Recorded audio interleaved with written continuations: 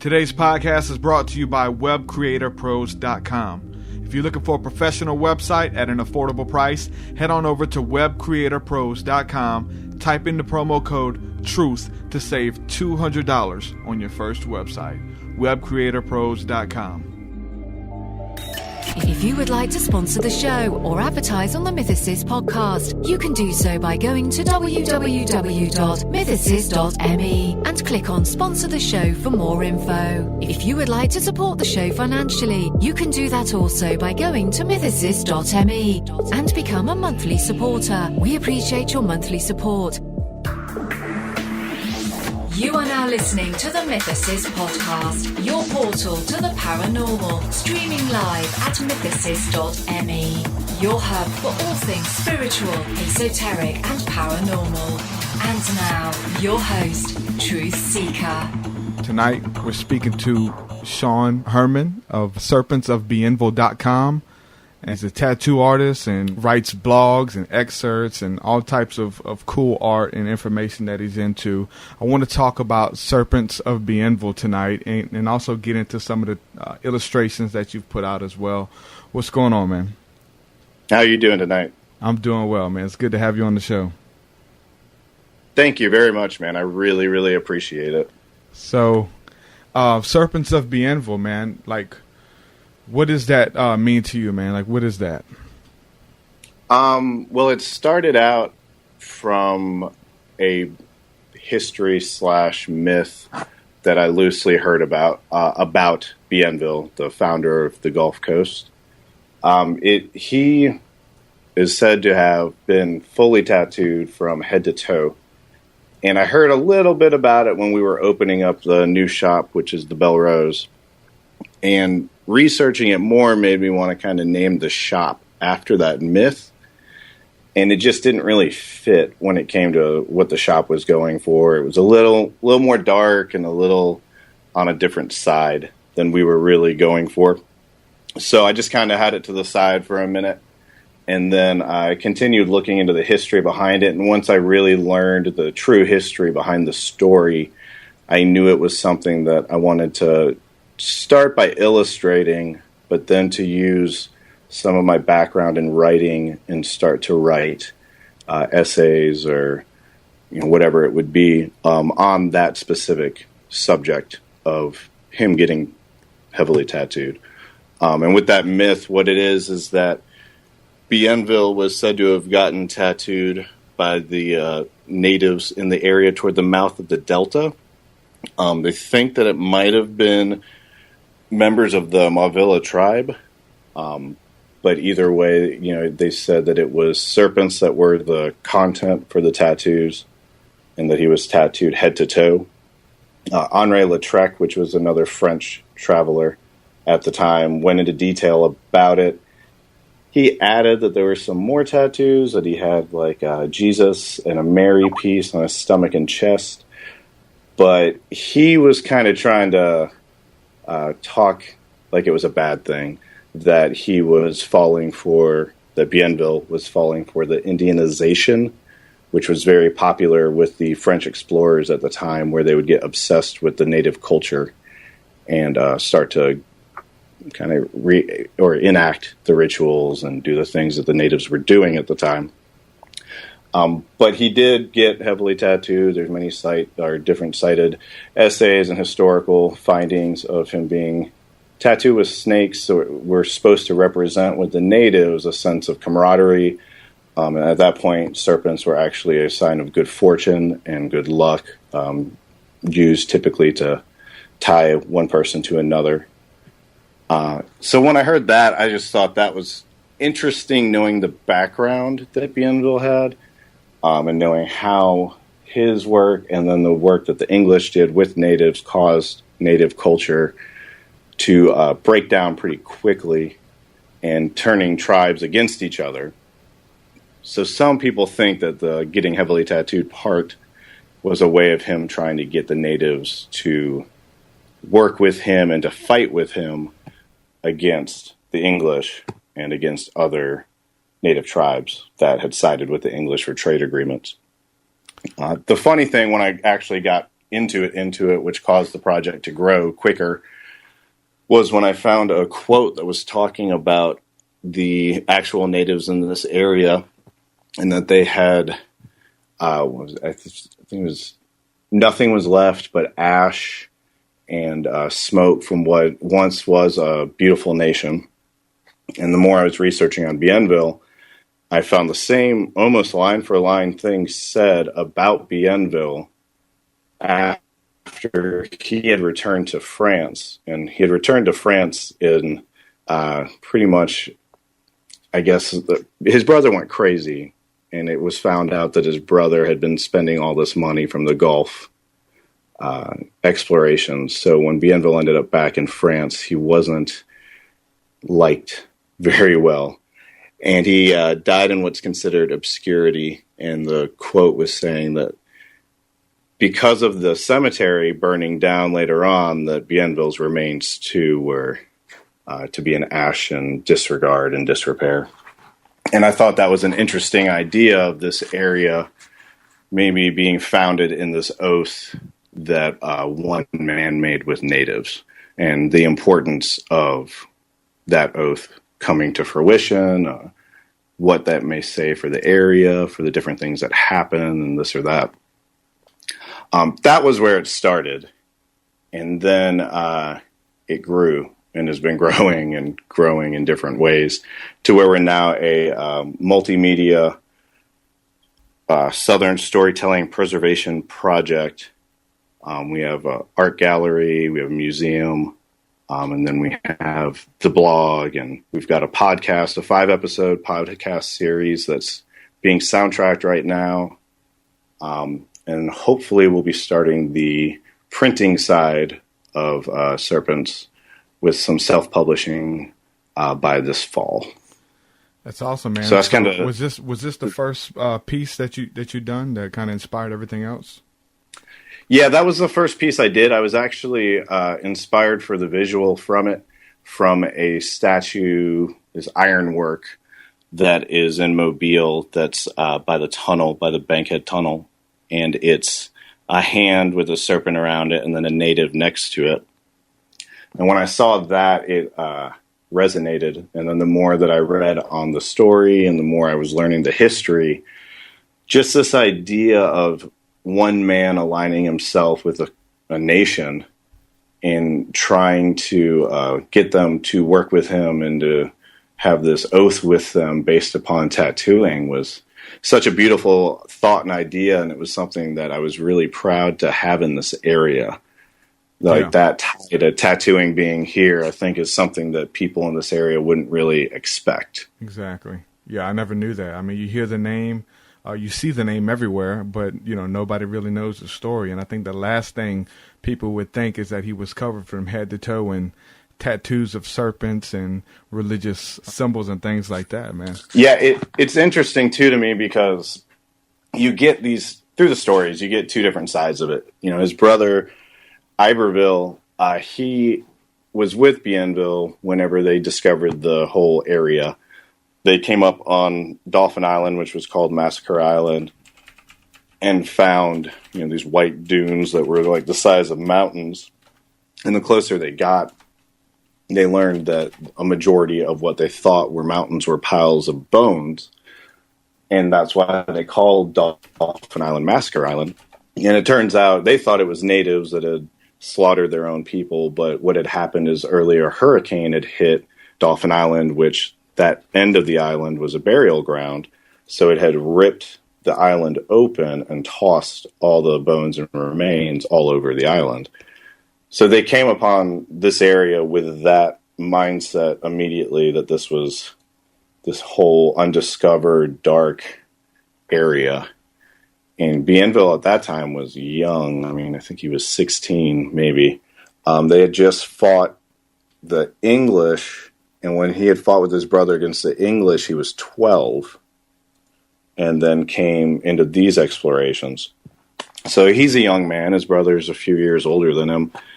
And, eventually his brother's embezzling money, and he gets stuck in the situation that is him in a whole new land, a whole new experience, whole new everything, trying to hold everything together, hold everything down with the French and the heads of the French exploration teams and all of that no longer trusting him because his brother got caught embezzling. His brother actually got malaria in the Gulf Coast, yellow fever or malaria, they're not 100% sure. And he took an island hostage off of Cuba.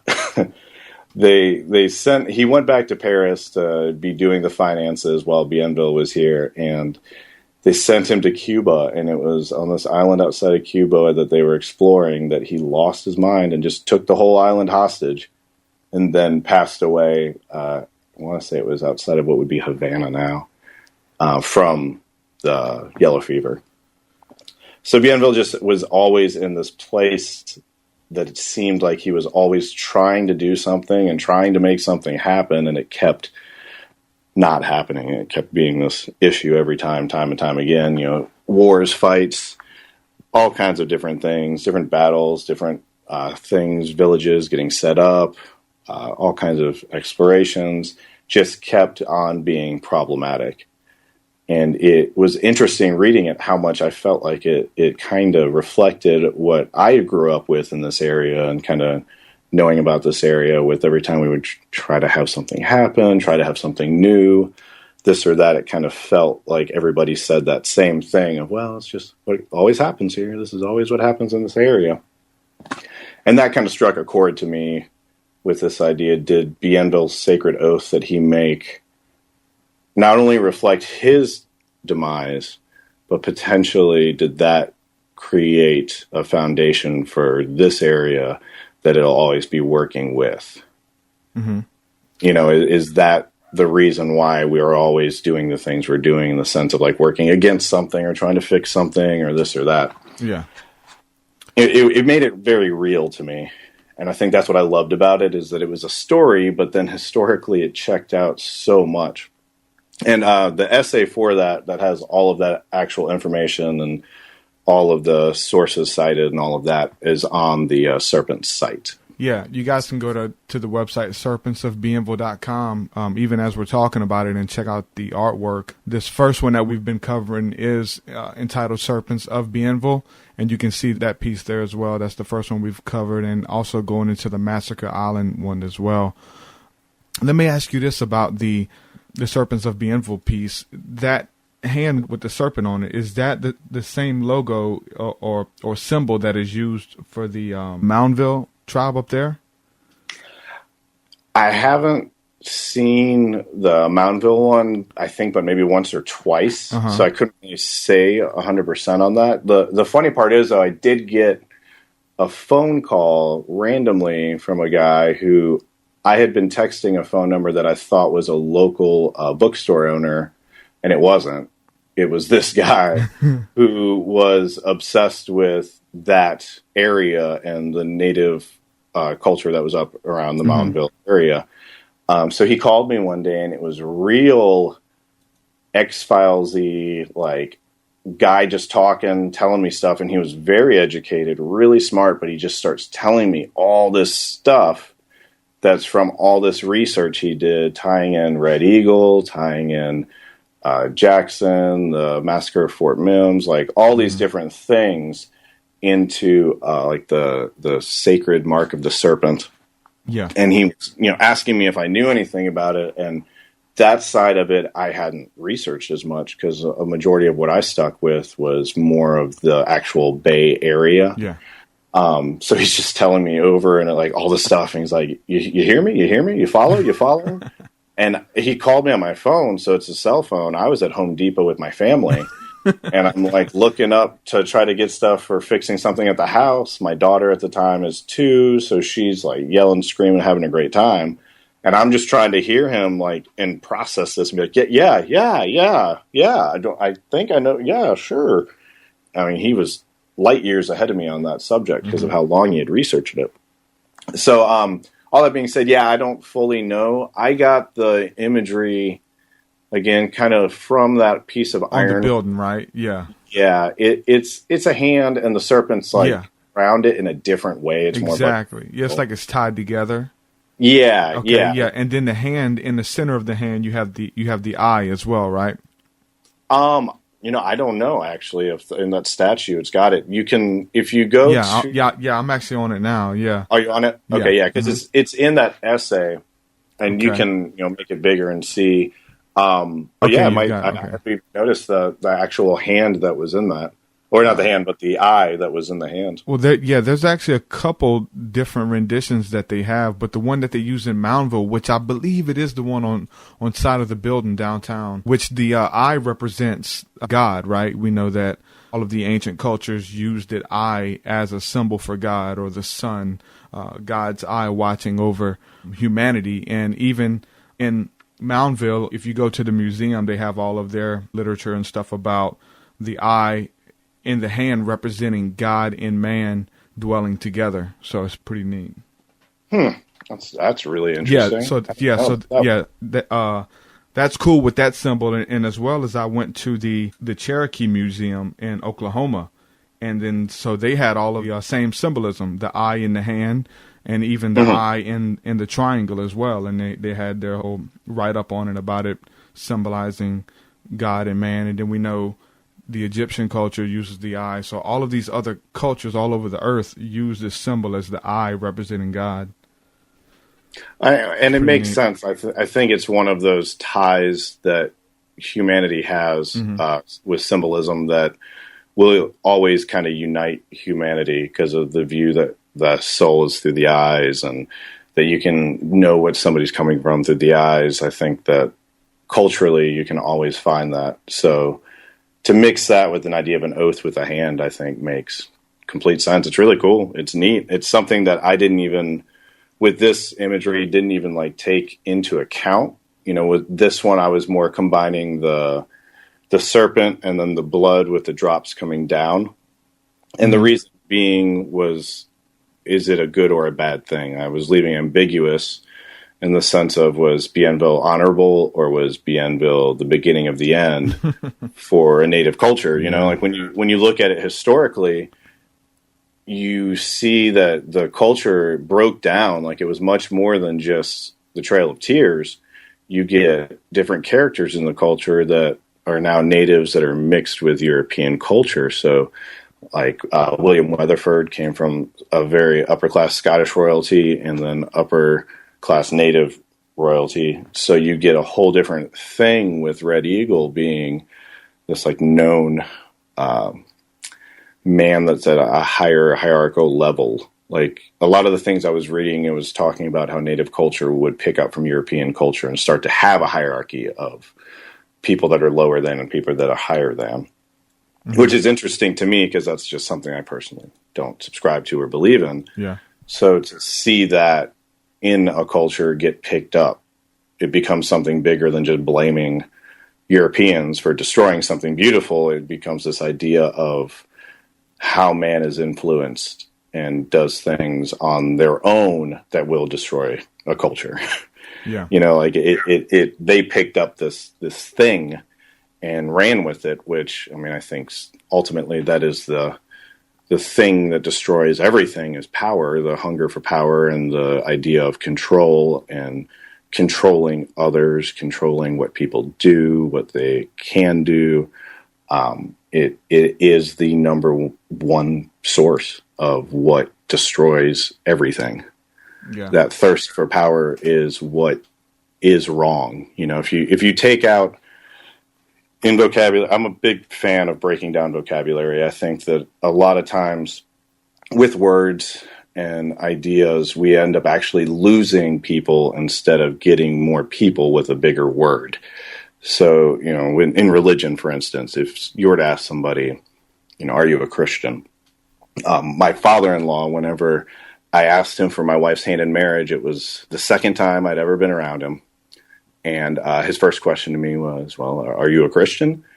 And that's important to him and his family. And I was like, well, sir, let's break down vocabulary. I personally believe that we're all tied together by a force of love and positivity. If you want to call that creation God, that's wonderful. I think that force and thing that unites us is what we can see in each other. It's when you see beautiful art, beautiful music is made, that feeling you can't explain. All of those things are that energy being exercised that we all have, that's within us, but that is also much bigger than us, that we just partake in. I break down again vocabulary-wise, sin being separation from God. So sin would be a separation from this unity that we have, and this separation from the creativity, from reaching out for others, from loving others, from trying to unify us into one consciousness, one thought. Then I don't like sin either. I think sin is bad, and I would believe that is something that I would be trying to work against and try to unite people and focus on love and focus on positivity. If you want to call that anything, you can call it whatever you like, and I hope that answers your question. And he's a trip. We always make comments about him being like a white Steve Harvey, and he just goes, "Well, boy, yes, it does." And gave me a huge hug and was like, "Of course you can marry my daughter," and was amazing and sweet.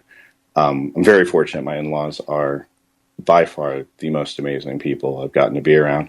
But all that being said, I think that vocabulary is what tends to be used as a control method to separate people and to let those that have power in a selfish route maintain that power. Yeah.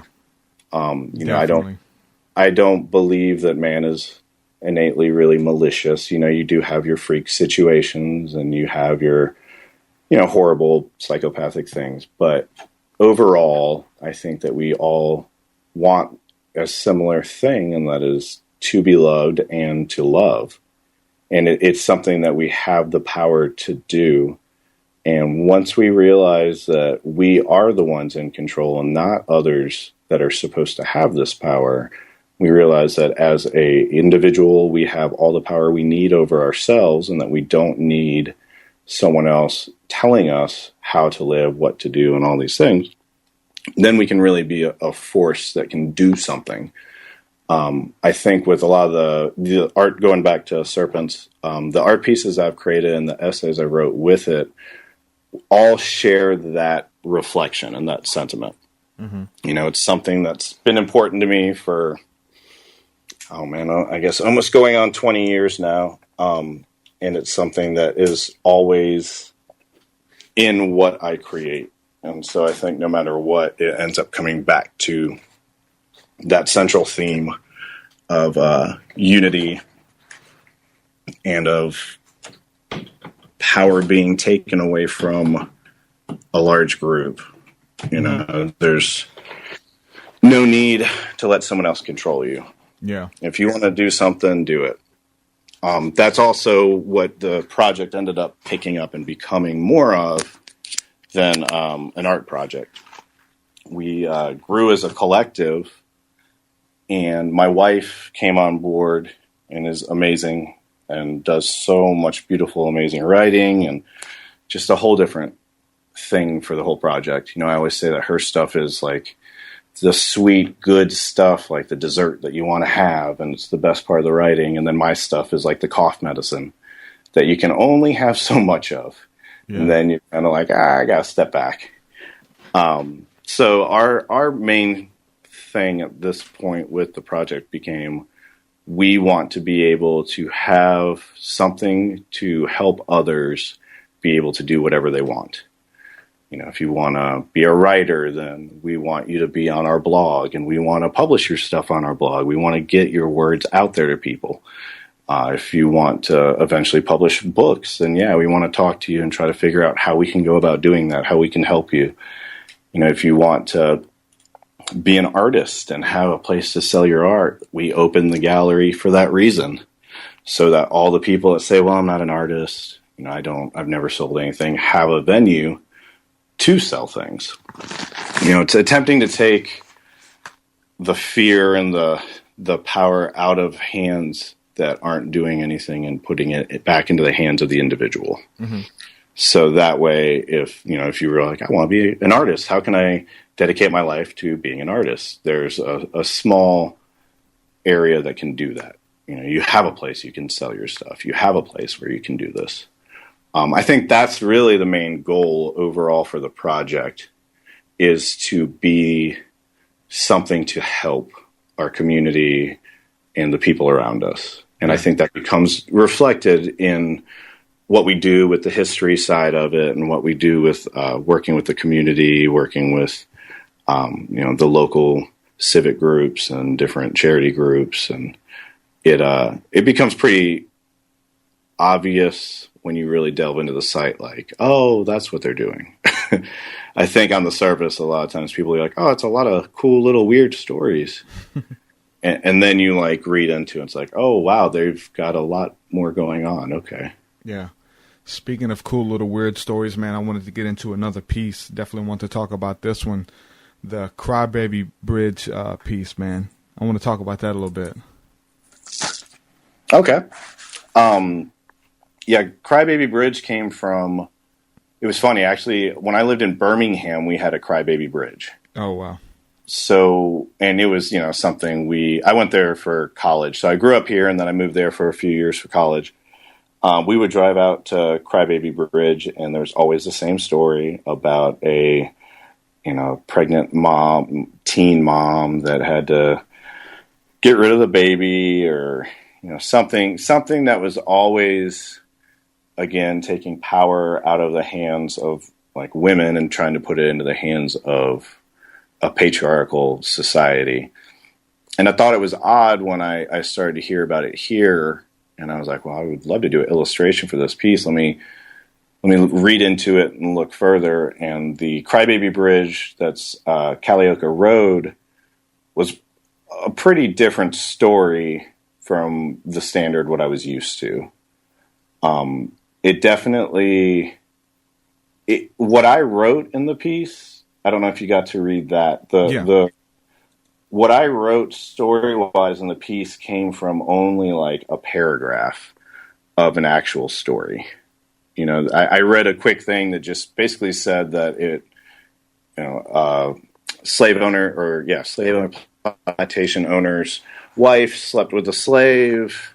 The plantation owner had the slave tied to a tree, hands cut off, and then killed. And then it didn't even really give an explanation. It just said that the woman, I guess, was pregnant and died. Like, there wasn't a lot of a connection or story. It was almost kind of that Southern thing that sometimes people just be like, yep, that's just how it was. Okay. And like continue going with it. And I felt like there was a lot more there, knowing the history of the area at the time. And with the myths that I do the drawings for, I tend to try to find the history that is with the myth at the time to really try to explain, why were these people saying these things? Why is this the explanations that they chose for these ideas? Instead of whitewashing something and just saying, well, yeah, obviously racism's awful and atrocious, or sexism, or all these things, and just trying to walk away from it. I wanted to delve deeper into it, and I wanted to look at the nitty-gritty and see what was there. And for me, that one, the story resonated deeply, and was something that was, like, writing it was emotional for me.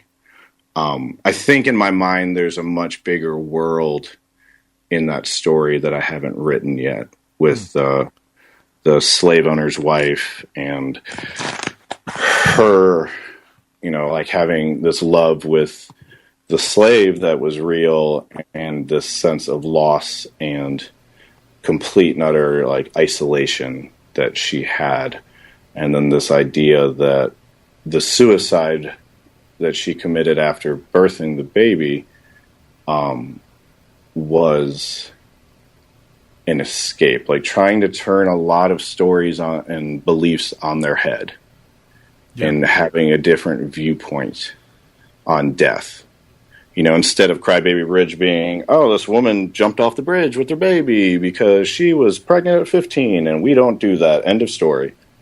I tried to, and for those of you who haven't read it, the story basically, after the slave is tied to the tree in my story, and his hands cut off, they leave him there. And from her kitchen window, she watches his body decompose on the tree. And it's all she sees for months and months. And then she realizes she's pregnant, and it has to be his baby, and it becomes the only thing keeping the shell of a human being going, but you don't really know why it's keeping her going. And then in the birthing and everything like that, she'd hidden the pregnancy, and then I have her go down to the river and birth the child next to the tree. And there's this visual of the blood from the birth and then mixing in with the blood that flowed from her love's death being tied to the tree, and everything mixing, and then just holding the baby and dropping in the water. And the pain that you typically get from drowning is this warm sensation that they say like embraces you. So to have that warm sensation that embraces her be the love of her life coming to take her back to where she belonged, it became something for me that was a lot greater and bigger. And I think it's something I would like to explore further, I think, in a lot of writing, because I don't think that viewpoint on death is typically looked at usually. Yeah. Usually death's a very dark, negative thing. And it's kind of like, well, what if this really was her only? Like, what if this was the way out? What if she actually did, like, win? If that sounds odd. Yeah. But, you know, it's exploring it from a different vantage point. So a lot of the piece was that, and then the other parts of the piece, I tied in a lot dealing with all the other crybaby bridges. There's 150 in America, and a majority of them tie to, you know, a woman, unwed mother. Child. Yeah, this is one that kind of hit home for me because, like, I remember back in high school, we used to always drive down there on Crybaby Bridge, and I remember one night, you know, we drove across the bridge and drove really slow and had the windows down. It's like, okay, if you drive across the bridge and then you can hear a baby crying, right? And I know we were driving across the bridge, had the windows down really slow, and I heard this loud shriek, and I jumped, man. It kind of shook me. I was like, wow, what the hell is that? And what it was the brake pads screeching. But you know what I'm saying? In that moment, you're trying to listen. You hear anything? It's like, wow, man. Right. You know, so yeah, we used to go swimming down there, man, and that was definitely something that was a part of our, you know, teenage years, going on there swimming and everything. And then right there where the old house was like right across the street from it. You would go down this dirt road right there, and that's where they said the slave, you know, lived or whatever, and they used to call him 8-foot Negro or the 9-foot Negro, right? And most of the myths they'll have, especially when it comes into racism, the person that's in the end persecuting whatever white man it is will usually be a giant. I don't know if that's a way to try to, like, for the white male to go, well, obviously he was a giant, and that's why I almost lost. Not, you know, this is kind of like the Green Mile or something like that. You got to have this giant guy. It's something that was tied to native culture too. They said that the natives in the area were giants that were like 8 feet tall.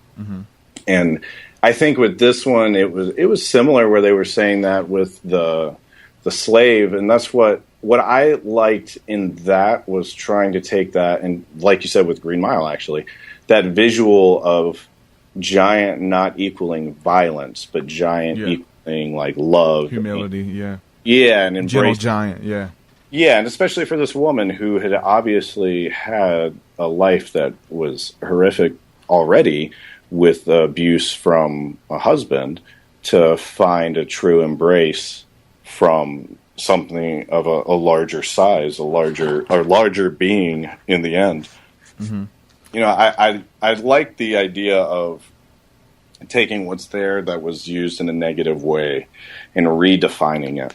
You know, redefining what it is and making it into something positive and greater, for sure. We actually drove down there one time, and we would always go down to the house and kind of look around, like, looking in the woods to see if we see this figure. They said who was still down there, whether it was a ghost or whatever it was, or it was a family member.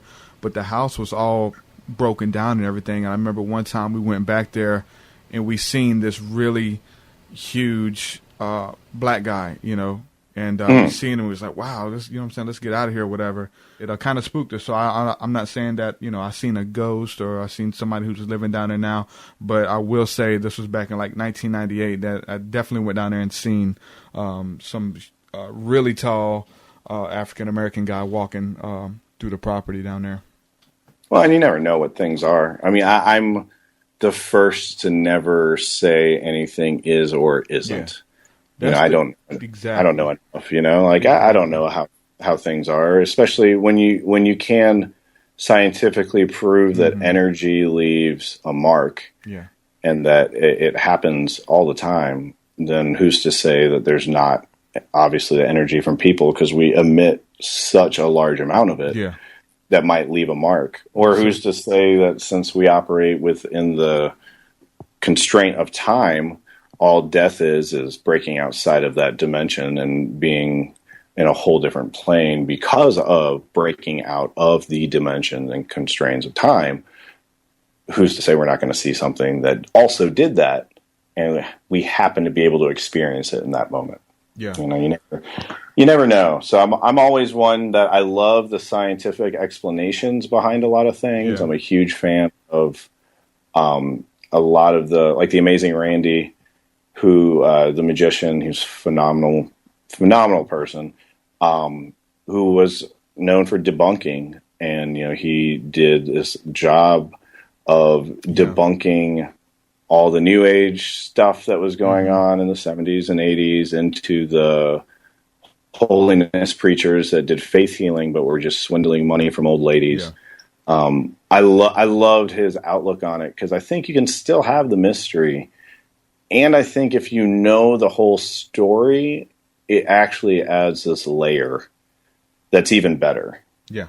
Like once you even, let's say you give away a little bit of the history of a story, and you're like, well, I don't know if it's true. It's probably not. Here's the history of it. A lot of people will be like, oh, well, now it's not scary. Now it's not, mystical.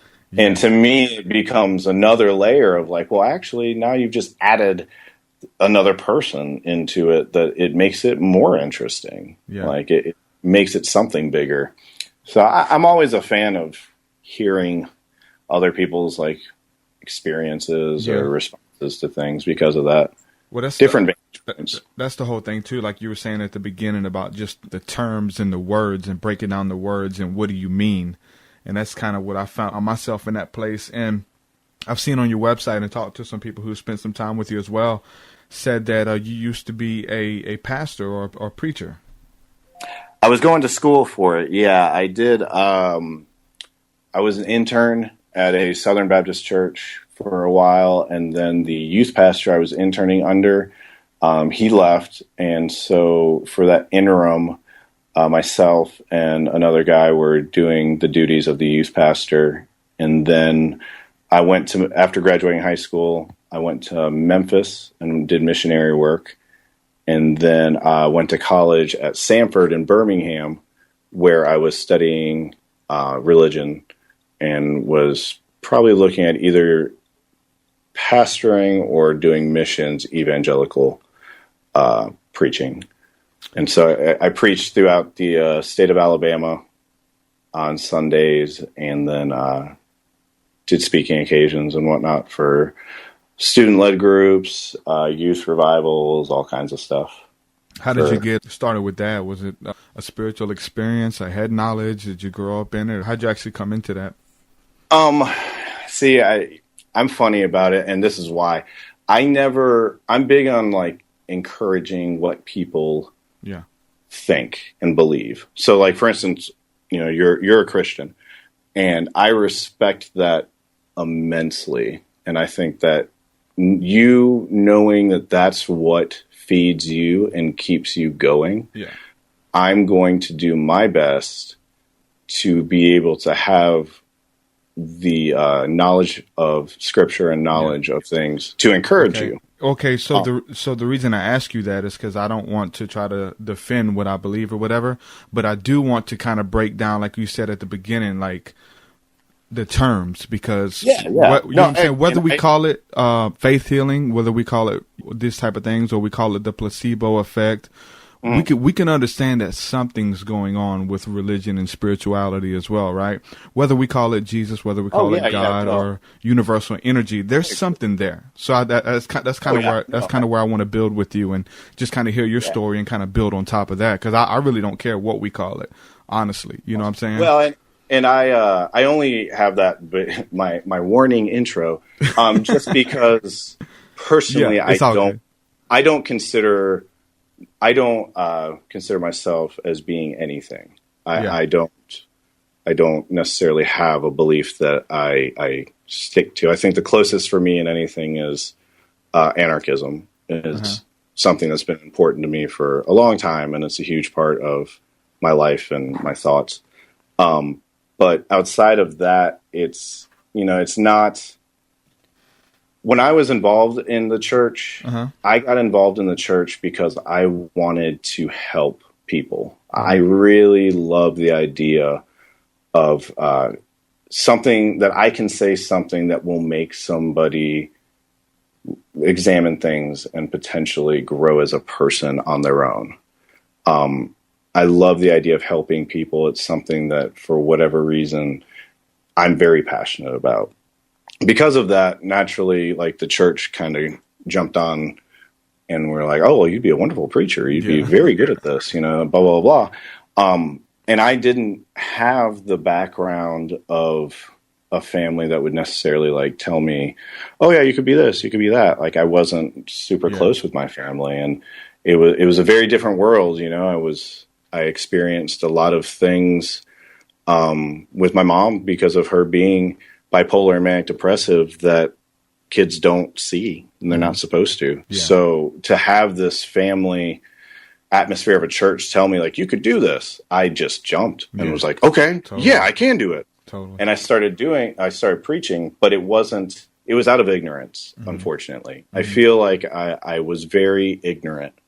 And at the time I knew nothing. I thought I knew what I was doing, and I didn't. And then I got out of that situation, and when I got out of it, I was very angry, and I was very black and white. It was this or this. I don't believe this, so I am not this, and blah, blah, blah.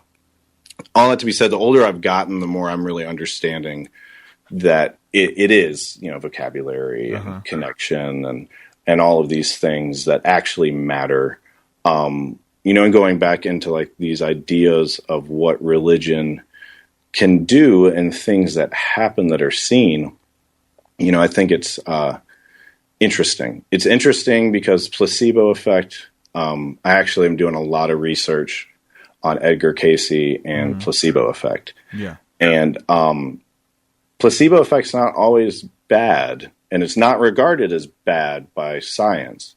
I think it's a dirty word for people because they think it means their miracle is being said it's not true. But a placebo effect really means that the mind fixed the situation, typically, which is in itself really interesting. It's an interesting idea that our brain does this. And I think that's where you can find a lot of the miracles. Take, for instance, like Richard Dawkins. He's known as an atheist author and arguer. Beautiful writer. If you could get him to not talk about Christianity, it'd be great, because he's just a jerk when it comes to the religion side of it. But if you overlook that side of it and you just read what he writes about science and the miracle of grass growing, it's beautiful. It's this amazing thing where he's talking about the amount of things that have to line up and happen for one blade of grass to even grow. And that's outstanding. To me, that's just amazing. That's astonishing. And all of these things all unite daily for us to live, to function, to do all these things. So the idea of little miracles to me is, I don't want to say asinine, but they're always happening. Yeah. And I think sometimes we look to certain things as a miracle, and we may be overlooking what the true miracle is. Mm-hmm. You know, you may be thinking that the miracle is going to be Lazarus rising from the tomb, but perhaps the actual miracle in the situation is that Lazarus dies. Mm-hmm. You know, and that's a whole different idea and a whole different mindset of perhaps our reality that happens is the miracle. And those are the things that we don't even understand or comprehend them happening. You know, the fact Lazarus was born really is a miracle. The fact that he walked, the fact that he did anything is amazing. And unfortunately, I think religion has a way, at least I'll say modern day evangelical Christianity has a way of searching for a miracle while ignoring the divine. Yeah. And it's I was one of those, and that's why I say it that way. You know, I'm not proud of it, and I feel that I overlooked a lot for a long time until I realized that, you know, it's a big deal that we get to breathe. Yeah, every breath is a prayer, man. Yeah, thank you for every moment that we do have on this side as well, you know. Well, you only have so much, you know. My mom passed away last week, and it was very important to me to be there with her, as I was for my stepdad when he passed away, but to be there holding their hand and to not fear death and to talk to her the entire time. Mm-hmm. You know, she's unconscious. He was unconscious too when he passed 3 years ago, but to be able to be the one to tell them the entire time, like, you did good. No, the world loves you. We love you. We're proud of you. You are an amazing person. Your life was miraculous. We're so grateful that you were here. You know, that to me is a miracle. Do you feel that maybe Jesus was doing that as well in his ministry? And so we try to kind of take and try to brand a religion off of a spiritual practice from the East, and we've kind of marketed and westernized it over here? Well, the interesting part with, you know, Jesus, which Jesus is funny just because what we know of Jesus is almost like how we know of Santa Claus. It's created by a greeting card company. A lot of our ideas, I think, are the same way with Jesus. Which, you know, good or bad, I wouldn't even say that that's bad. If somebody's uplifted, cool, that's great. Yeah. But I think that with Jesus, when you look at historically, Jesus was one of hundreds of men that said that they were the Jewish Messiah at the time. Like it was a time of it's the end of the world, you know, similar to the 1900s, and you have the rise of the charismatic churches, the evangelical charismatic churches that were preaching that Revelation was upon us. Yeah. You had a similar time. Yeah. So, you know, to say that Jesus is anything, I guess for me is hard just because what I'm going off of historically is the Gospels, which were written at minimum 90 years after these actions were said to have happened, and then letters that were written by people to churches. So, and I don't belittle it when I say that, but it's more of maybe this idea of Jesus is the idea of the group, of us, of, you know, if you want to say early Christianity, if you want to say civilization, if you want to say man. So maybe looking at Jesus from that connotation as being something that is us and a part of us, then I would say I think it is natural for us or Jesus to have been going out there and wanting to connect with people.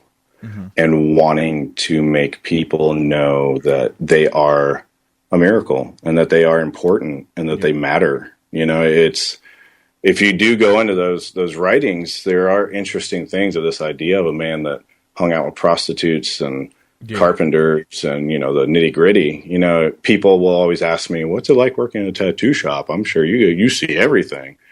And, you know, you're around a crowd enough that's a certain way and you just get used to how things are and you know how people are going to act and nothing really surprises you anymore. And I think that idea of Jesus is written in there is probably the same thing. And it's probably a guy that would have been a little bit nitty gritty, hot headed, casting money changers out of the temple, like this idea of Jesus, I think, is such a great reflection of just humanity as a whole. The anger and the loss, and in the same breath, the connection. You get the Garden of Gethsemane, and you get him sweating blood, and then you get his last words of, my God, why have thou forsaken me? I mean, what person hasn't felt that way? Yeah. What person hasn't felt that they've been abandoned by everything, and that they're alone? And what person also hasn't felt the strength of a miracle? So I guess, long story short, to answer your question, yes, sure, Jesus did do those things. And I would say Jesus is also a reflection of humanity. Mm-hmm. And that maybe this idea of, you will do these miracles too is a different type of a reference than we've been taking it. Mm-hmm. And what if it's a way of saying that this one character is more of a reflection of what we could be as a civilization? Mm-hmm. We could do these things too, instead of it being on the selfish hierarchical level of, good, better, best, bestest. We're all on that, and maybe that means that we all could function in this way if we were able to show unconditional love. Maybe that's the secret, Yeah, definitely is, man. And so I want to just kind of touch on all of these things to kind of paint a picture of, why you do what you do and what really inspires you to kind of see the path that you've taken and where you are today. I wanted to, go a little bit deeper and just ask you, since we're talking about some of these things that are supernatural or spiritual or whatever, have you ever had any type of spiritual encounter or paranormal encounter as a child or in your life that kind of, opened up your eyes of wonder to kind of get into some of these things, where it be Christianity or whether it be Crybaby Bridge and these type of stories? Like, what kind of drew you to that? Have you had any personal encounter with something that felt like it was otherworldly? So it's funny because this is stuff I've always been into since I was a kid. Mm-hmm. Forever I was into horror films, ghost stories, all of it. I'm always interested in any sort of outside countercultural thing. But no, I've never had those experiences that I would deem as otherworldly, but I've had experiences I can't explain. Yeah. But it could just be my mindset, my brain, that I will just sit and stare and I'll think that a blade of grass is a miracle.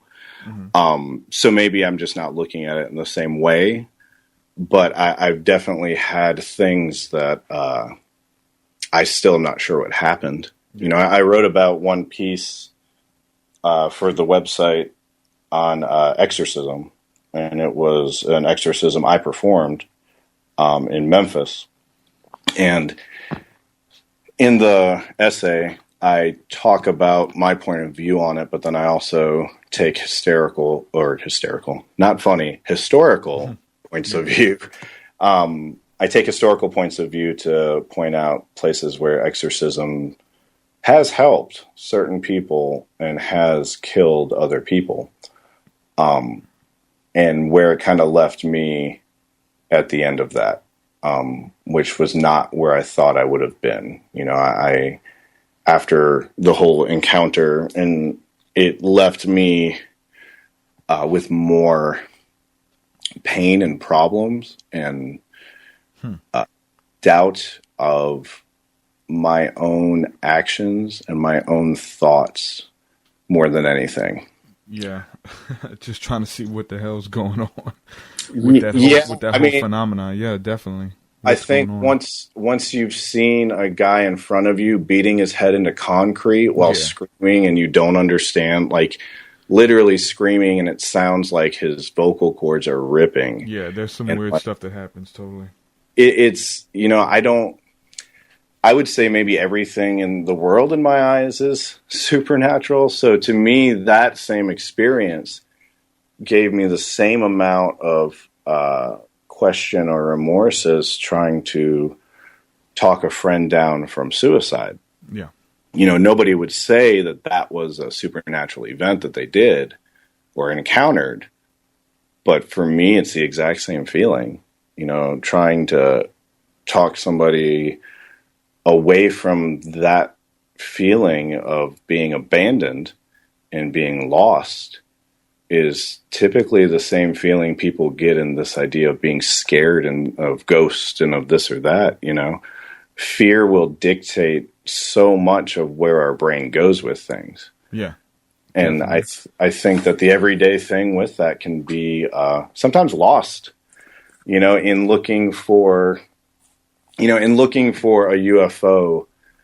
Perhaps we looked past a bird flying by that looks more beautiful than anything we've ever seen, or is something we'll never comprehend, you know. Have you seen a UFO? because they're pretty awesome too, man. And I will say, I mean, I'm very interested in conspiracy culture. Mm-hmm. That's why when you mentioned Jordan Maxwell, I was like, oh wow, yeah. My interest in I haven't seen a UFO though, to answer that. But my interest in conspiracy culture is I want to know why these guys are who they are. Like, why do we know who these people are? Why is Alex Jones a name that like resonates, that we hear and that we can be like, yeah, they're saying something. Why do we think that? You know, like what happened? And when you get back into their history, oh man, it's crazy. I mean, when you get into the history of why these guys are where they're at, I mean, so many of them, it's the early days of the internet. Yeah. And it's message boards, and it's these different things that they're talking to each other about. You know, I guess it goes into that whole thing again of saying like maybe we're overlooking what is really interesting. Yeah, I think once the newness wears off a lot of those guys, and that newness can take a couple years maybe. Once you kind of see everybody doing the same song and dance, and they're just. Some of them making it up as they go along as well, because they're playing off of your sense of awe and wonder. But once the newness wears off and the magic wears off, you can kind of see past the song and dance and kind of see what's going on. So I definitely understand where you're coming from with that. I mean, I think it's interesting, you know. I think that there's some really beautiful ideas that come with their theories. So I'm not necessarily one that's against the idea of like a UFO or anything like that. One of my favorite people in life in general is Bill Hicks. Bill Hicks was a comedian that I think to me was more of what I would view as like a speaker, a prophet. He had a way of unifying people and of connecting us via a dick joke or via some beautiful spiritual thing. You know, at the end of one of his pieces for Revelations was the title of it, and it was this piece he filmed. He just out of nowhere mentions ending it like, so what's this about? And he has this analogy of everything coming down to a choice between living through the eyes of fear or the eyes of love. And that, for me, was such a profound statement. And I mean, to the point of when I spoke at my mom's funeral last week, that's what I used as my message in speaking, was the importance of living through the eyes of love, and that a life lived without fear is a life well lived. I think that there's something in those words that he said that it can unify and connect us. And he has a piece that he wrote in what's now this novel that came out of his work, where he was on a psychedelic, and what he saw was this cabin on the top of a mountain and this light rising up from the valley. And he ran out of the cabin, and his wife and children Mind you, Bill Hicks was never married, never had any kids, but he knew in this vision that this was his wife and kids, and that the UFO was rising up, and this emotional thing he writes about seeing it rise up and open up, and they all went into it, and he knew that he was going to be home, and it was this like beautiful, amazing experience. So I don't discredit it. I think that there's a reason why we want it. You know, like there's a reason why Bill Hicks manifested a UFO as being what would take him home. Mm-hmm. I don't know what it is. I don't know why we do that. I don't know why it also is villainized with the early days of war testing with the atom bomb and the different cultures. I mean, even down to the first real like UFO abduction case, you're looking at a couple. This is, to me, something always overlooked too, is that you're looking at a couple pre-1950s that were a mixed race couple that were abducted, and there's something in that viewpoint that everybody took on it where they wouldn't believe them or listen, that I think speaks louder about where our culture was at that time than about necessarily if little green men took them away. Yeah. And I think in a lot of these stories, it's like that. Like, I won't say it's not a quote unquote alien, but I think it might be something more in the sense of something larger than what we can comprehend culturally. And something that probably affects us far more, than if somebody something's totally going on. I know that for sure. And after all the years of research I've done and committed my life to that, and my story just a little bit, man. I was a Christian evangelist as well, and then started having some type of UFO encounters and kind of getting into reaching out to New Agers and things like that. And then just in the midst of reaching out to New Agers, just getting into comparative theology and just seeing where the religious texts and the belief systems and the psychic abilities and things like that were something very much biblical, but called something else by other cultures, where we have the Holy Spirit, which we're talking about the Kundalini experience or whatever, very similar euphorias and things like that happen. So I kind of went through the same type of deal, to where like I was having these experiences in, and trying to talk to Christians about UFOs and about Orion and seeing these things go on. So after giving my life, man, the last probably like 5 years or whatever, to like putting the ministry on hold and just focusing on what the hell's going on, because just having these encounters where I was seeing things, traveling into stars and coming out of stars and crazy stuff in the night skies, man. I know something's going on, but I don't know what it is, and that's kind of the whole mystique behind it. And then in the end, will we ever know what the hell is going on? Whether you're talking about whether it's aliens or whether it's our government having advanced technology and traveling the multiverse, you know what I'm saying? We have no idea what it is, and there's so many people who have given them, given themselves to finding out what's going on, and they may think it's one thing, but in the end, something completely opposite that, we may not be able to wrap our minds around as well. Maybe some type of simulation or something like that that's being watched over by an ancient race that's been here since the beginning, that seeded us here. Who knows? We don't know, Yeah, no, I mean, I fully agree. I think my main sentiment in those things are that we only operate on so many levels. We can only see so much, and we know more in science than we know with our naked eye. So who's to say that it's not things that we really can't comprehend, that we don't know that is happening? That's why I'll never say something's not. Yeah. Like, I'll never say, oh, well, there's no UFO. Well, let me ask you this. With that being said, personally, do you think that our government knows? Or I the think Catholic Church or somebody? Do you think somebody knows exactly what the hell is going on? Not exactly, no. Yeah. And the reason why I would say not exactly is because nobody does, period. It's vantage points. When you look at anything in life, it's just always a vantage point, and our vantage points are always so different. When it goes beyond that, yeah. Yeah, I just don't think there's any way to, quote unquote, like know the full disclosure. This is what's happening, yeah, totally. But I do believe that, obviously, the Vatican's going to have information that's going to be more than what anybody else is. There's a reason why they have stuff locked away. A lot of the belief on their side of it is the idea of actually protecting people because of how they may act if they learned it. I see where they're coming from, but I just can't agree because I don't like this idea of somebody having power lording over you.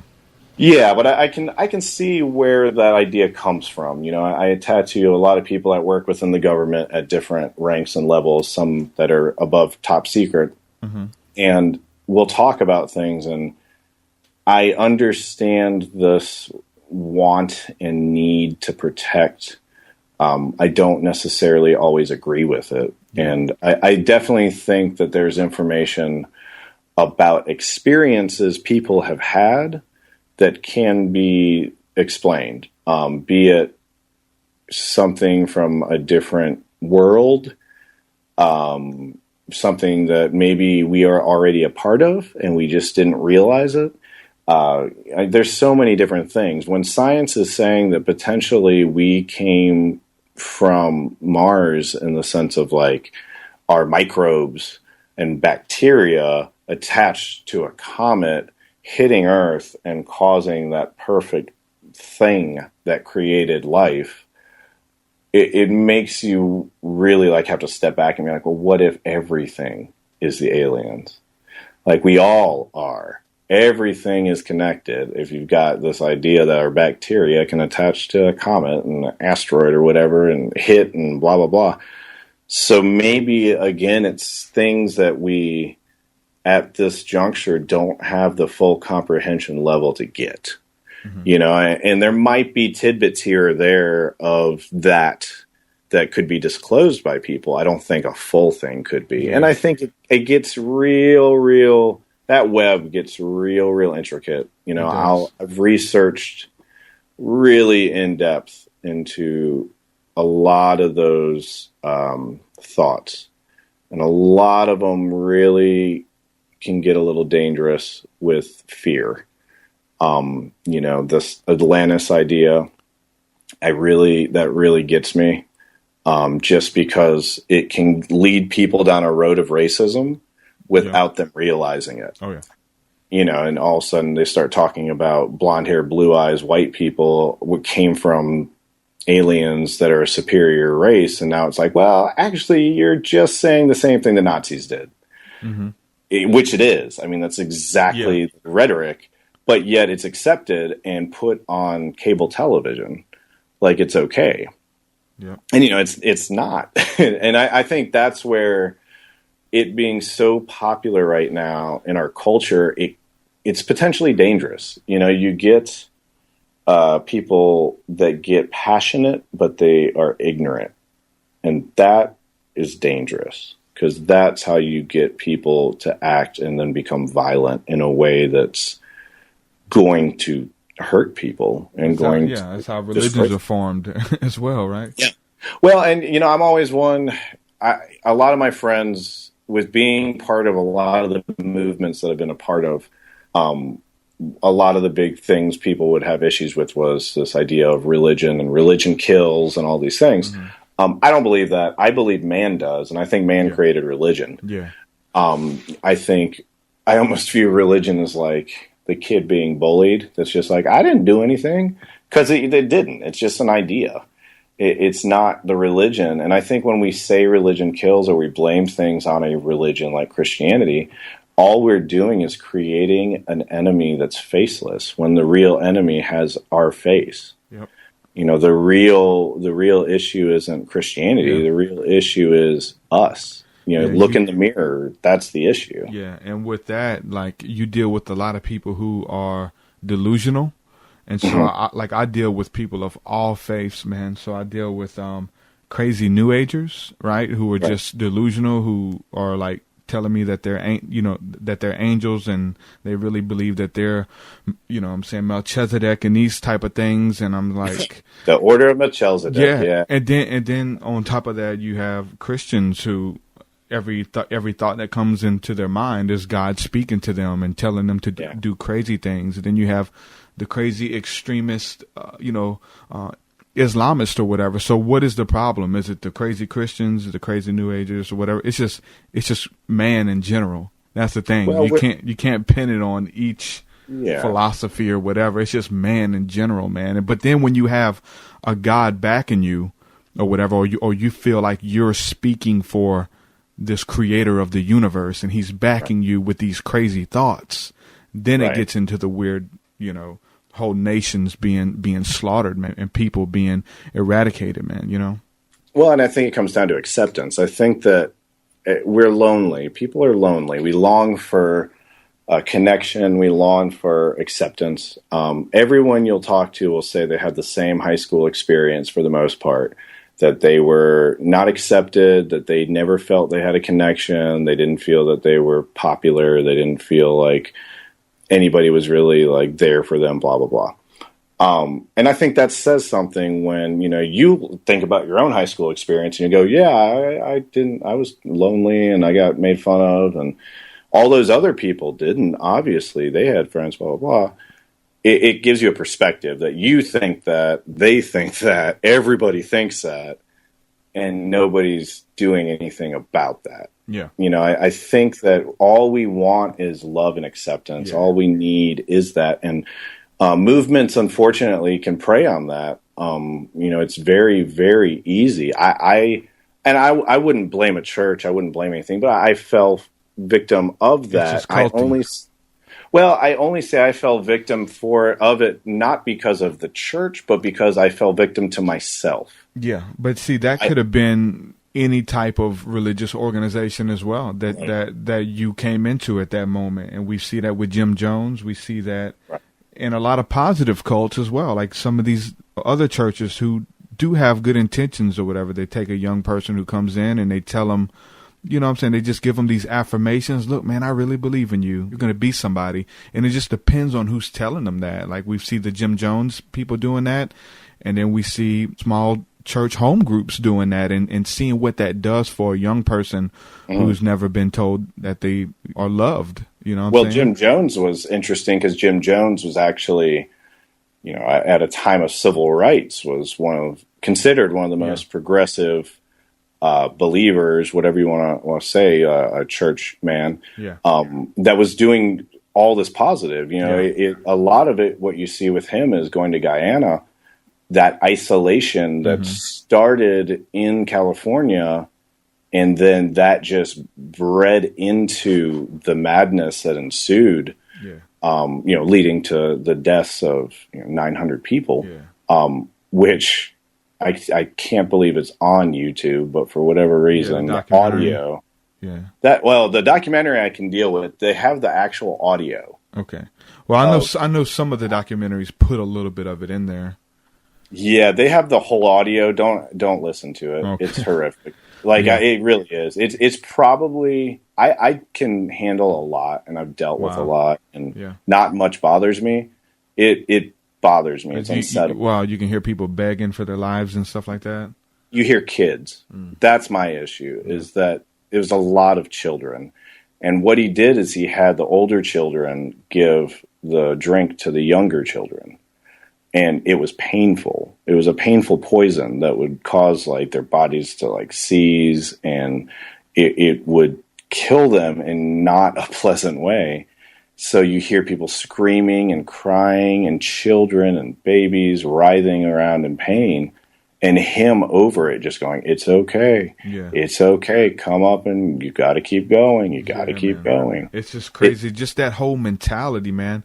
What I'm saying? Like I said, whether it's an evil cult like that, which turned out to be evil in the end. I don't know if it in its conception or whatever, what was going on, but I was a part of a group of Black Hebrew Israelites, and but they were some of the ones who like included white people in their sects or whatever.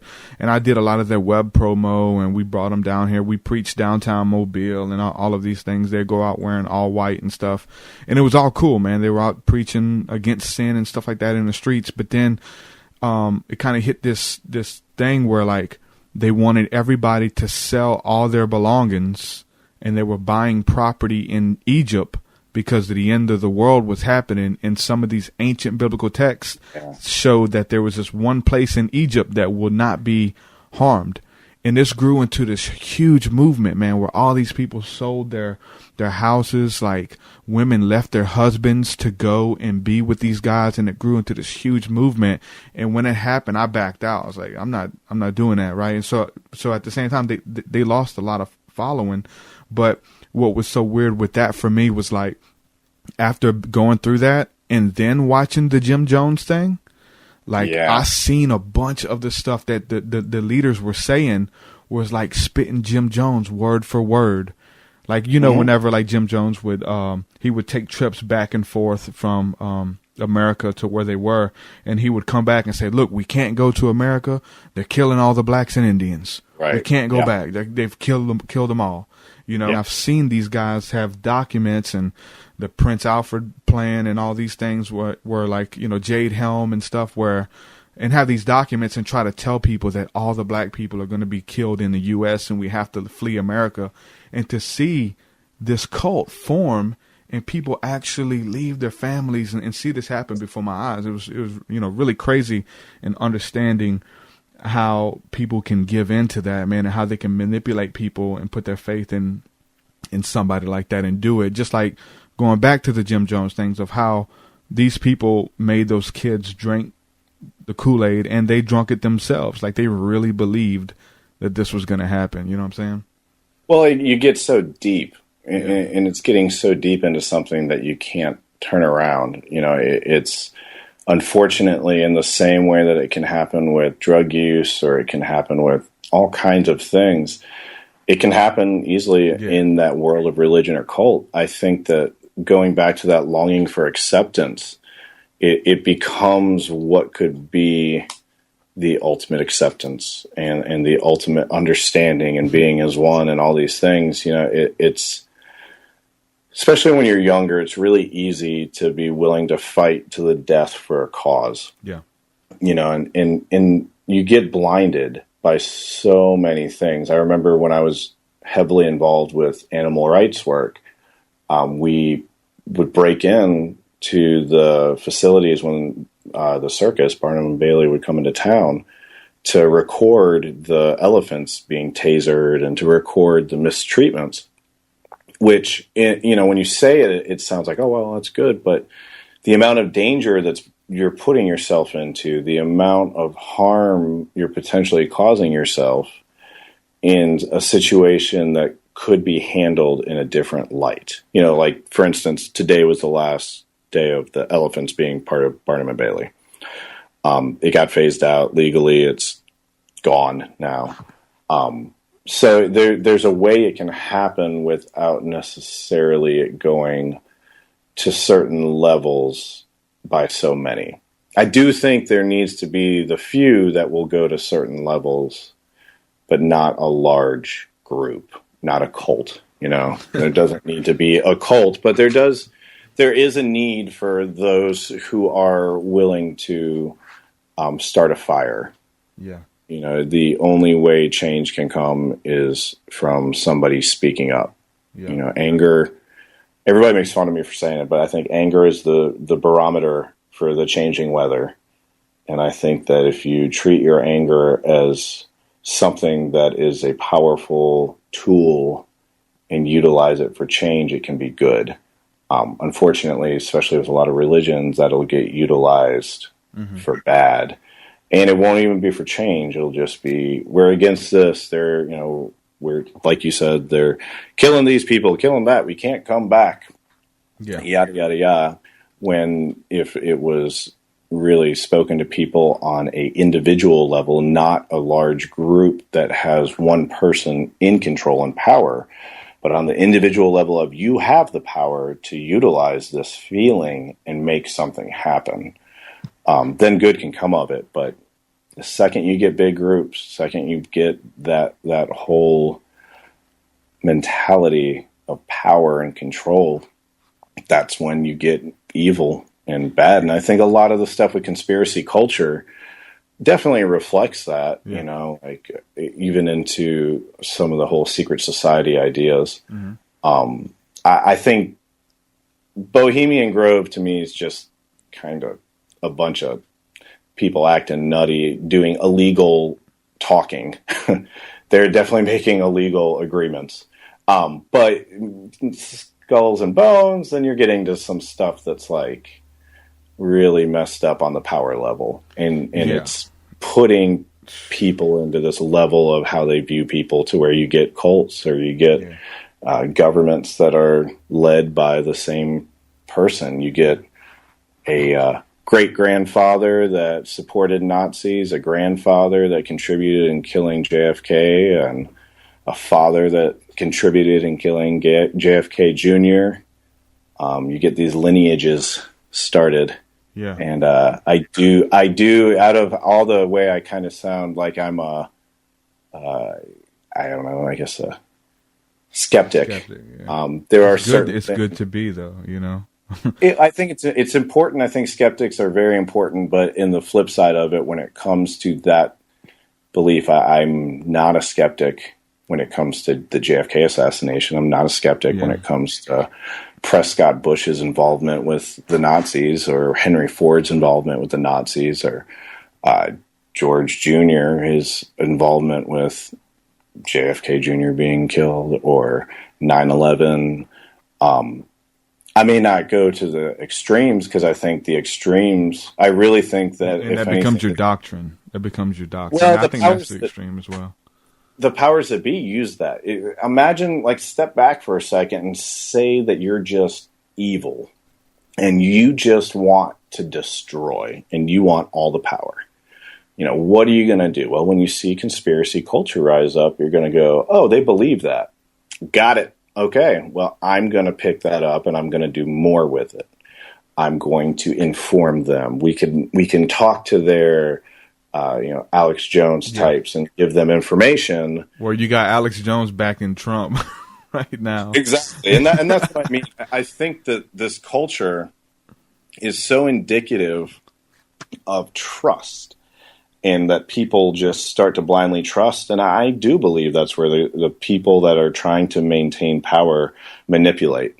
And so, I wouldn't say that I'm one of those that's going to talk about the whole jet fuel melting steel beams thing. But I definitely believe false flag attacks. Yeah. It's part of the art of war. It's what's always happened. And it's not right. It's horrendous and atrocious, but it's definitely proven to happen. I mean, we're now admitting to what we've done with Iran and with the Shah of Iran in the 50s. We actually openly, as the government, admit to the things that we did at that time when it was denied for, I guess where we're at now, 60, 70 years. Now they go, oh, yeah, we did it. But we're not talking about that anymore. Yeah. And a lot of this, like the conspiracy, like you don't see Alex Jones going on and on being like, it's admitted, they said it, we created this culture in the Middle East and blah, blah, blah, blah. Instead, he just jumps to the next thing that's somebody chasing him down and saying they're going to kill him. And it's dangerous because then you have examples like William Cooper. Yeah. William Cooper. Early days of the internet, like you were saying. Yeah, there's a lot of interesting stuff with William Cooper in the sense of his just machismo, using his I'm a man and screw everybody else to get a point across and to use violence. And so he died. He started shooting at the police, right? You got to understand. Yeah, he did. Yeah. Well, and again, that comes down to everybody's going to have something. It's like no doubt. It's like Ruby Ridge or whatever. Or even Waco, everybody's going to have their thought on that. Let's just say, for the sake of conspiracy theory, that he didn't shoot first. He created a life based on the fact people would believe he shot first, and that he was doing these violent acts and believing that militias are going to be the only way to do all of these things. It's dangerous. It's dangerous because it's the beginning of that cult mentality. And, right now, if you look statistically, the number one threat when it comes to terrorism to America is domestic. Those militias are the number one threat to America. But instead, everybody wants to blame a culture that they don't understand. A culture that's at the cradle of civilization, that has been around for freaking ever. And yet now is the time that we're going to really try to say that this culture is the one doing these things. Yeah. When it's always been historically proven that it's the powers that be that manipulate these cultures back and forth. I mean, it was doing it with the Turkish Wars. It was doing it with the fall of the Ottoman Empire. It was doing it after World War II. And we told Israel and Palestine the same promise. Oh, yeah, just give it a minute and you both can, Israel, you'll have this land. Oh, Palestine, give it a minute, you'll have this land. Lying to both of them. It's the same thing when you really research historically time and time and time again. Those powers that be manipulating religions, groups, things to maintain control. Have you heard back to that? What's that? Have you heard the audio of Alex Jones on Y2K? Oh my God! Have you heard that? Yeah, I'm trying to remember. I just listened to that, and I can't remember why I did, but I just listened to it, and that. I mean, I think he was trying to get riots started, man. Oh, yeah. He was trying to do the same thing that Charles Manson was. I mean, he was trying to start this violent revolution, helter-skelter, basically. Dude, I mean, he was doing the same thing. Yeah, he was reporting all the power plants being shut down. There's mass riots in the streets. Like, he was on radio trying to get people to incite riots off of his false flags. That's crazy. Oh, yeah. It sounded like War of the Worlds. Yeah, like it sounded almost just like the reading of War of the Worlds. Yep. It's absurd. I think Alex Jones probably at one point started in a genuine world, and I think I feel really bad for him, because when you really watch some of these videos that he'll make, that's like him in the hotel bathroom. Oh God, I saw this one. I want to say he was visiting New York, and it's him. With now, with phones, you can record great video. So he's recording himself, and he's like, man, I was leaving the studio, going down, and these two guys in suits came up to me. I knew that they were with the government because they were in suits. And they looked at me, and they said, you're Alex Jones. And I said, how do you know that? And they said that they were my fans. I don't believe that. Why would they be my fans in suits? So I ran. And he's like out of breath in the hotel room talking about running from someone that said they were his fans. Yeah, like that's schizophrenia. You know what though? It totally comes with the territory. I kind of experienced that on a small level with like getting into like in high school. I was really big into Marilyn Manson and shaved my eyebrows and wore lipstick and fingernail polish and did the whole gothic thing in Southern Alabama, in Satsuma, Alabama, right? Yeah. And so like I had like the whole football team wanting to fight me. Right. And I didn't know who the whole football team was. And so I would be out in public at 14 years old and dudes be following me. Like, I turn around and these dudes were like, hey, Derek, they're calling me out and stuff. And so I would go to baseball games or go to different cities, and these people were there who knew who knew who I was. And it caused this weird hysteria for me. And I would always be fearful of it. And it was real, though. Like, I would go places at 14, and people wanted to fight me, and I had no idea who they were. And they, you know what I'm saying, my reputation preceded me. And people would tell me, yeah, man, they're going to jump you at the end of first quarter, and people wanting to fight you for no reason. So that created this weird hysteria, man, that I had to kind of, get over. And then I moved to Louisiana, and I kind of kept the same persona there. And the same exact thing happened. Like 17 carloads of dudes come to my house, all the football team, wanting to fight me. And I'm just a Gothic, right? I mean, I'm messing with them a little bit or whatever, but, into witchcraft and black magic and stuff like that. But it put me in this weird place. And even so, me as a small high school student going through that mentally, you can imagine Alex Jones going through that as well on a huge place where, some people do want to harm him. Some people do want to shake his hand and get an autograph, but he has no idea who's who, And I think I'm always a firm believer. I'll always go back to the eyes of fear and the eyes of love. I growing up down here as a skater punk that then was really into Christianity while still being really into hardcore and punk rock and skateboarding. I wasn't cool anywhere. And everybody at one point wanted to beat me up, which happened a lot. Mm-hmm. You get carpet burn on your face from being dragged across the gym floor by your ankles once, and that's hard to explain. But when it happens twice, it's even worse to have to try to explain to people, well, yeah, it happened again. Yeah, they beat me up again. Yeah. But it for me, instead of ingraining this idea of fear with people, it did the opposite. And instead, when people would start to act that way with me, I just wouldn't back down, but I wouldn't back down in violence. It would just be me listening and then being like, why are you mad? What's wrong? What's really going on? Let's talk. 9 times out of 10, they got annoyed and just left. Yeah. But then you did get situations where people would open up and you'd start to understand. And I think when we eliminate fear and we eliminate a fear of people and we begin to embrace people, you can see that breakdown, and you can see where you may have felt powerless.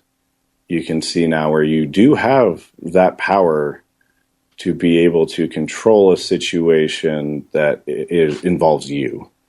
I can't control anyone else. I can't control any actions that anyone else will have, but I can control what my perceptions will be. And if it ends with me dying because somebody beat me up, then that's fine. I'd rather believe that that person has some good there. And that got instilled in me pretty young when I got, again, more active and involved in anarchism and a lot of beliefs of different Russian writers and, from pushing even from Russian into early American culture of the 1900s, of the worker movements, Emma Goldman and others that were working within those groups. That was a huge part of it, of if they're going to do it, they're going to do it. Like, I don't fear that. If you're going to do it, do it. If you're going to kick my ass, do it, because I've got other stuff to do. Like, I don't have time to worry about you. I don't have time to wonder what you're going to do. I don't have time to think about all of these things. I'm too busy living. I've got too many things to do. And if you want to do it, do it. If not, let's talk about it. Let's see why you're mad. Let's move on. I think if we, especially within the conspiracy culture, if you could get people to eliminate fear, to get rid of the fear mongering, to not make people feel like everybody's out to get them, and instead just go, if they are, they are. Let's do something now. Yeah. Taking that energy and utilizing it. Like if the energy that was taken into whether or not UFOs are real was utilized into feeding and clothing the homeless of a community, no one would go hungry. And that's my only gripe with a lot of it is I don't disagree with it, but don't do so much about something you have no control over. Yeah. Like, let's use this for the greater good. Like, yeah, man, there's UFOs, Bigfoot, and JFK's brain is somewhere in Cuba. I honestly probably totally agree on all of it. But I want to make sure that kid has something to eat tonight. Mm-hmm. And if a lot of the people within these cultures were unified in that and realized that they have the power, I think that, if Alex Jones was saying these things, if there were these large speakers were saying those things, that would be the opportunity there. Or even just the church, man. You know what I'm saying? Of who they're supposed to represent. Like if they could just instead of debating about what Jesus said, debating about the prophets and what does this mean, and have Bible studies and all this stuff, and just simply do the things that he said do. Like, what would happen with that mass of people just simply did what Jesus said do? Love your enemies, you know what I'm saying? Look after the orphans and the widows, and you know what I'm saying? Help those, pray for your enemies, bless your enemies, bless those who curse you. Like, if you really took that serious and you let that work be done in you, like, you know, there's really no end to the possibilities about where we would be right now. Because if we look at Christ or his followers, disciples, whatever, that was just a small group of people started something that they really believed in, right? And so all of these people we have now who claim to believe in that story or whatever, but it's not manifested through their life, that's when we get into just debating the ideas and the doctrines and the theologies and who's right versus just simply doing what he said do, man.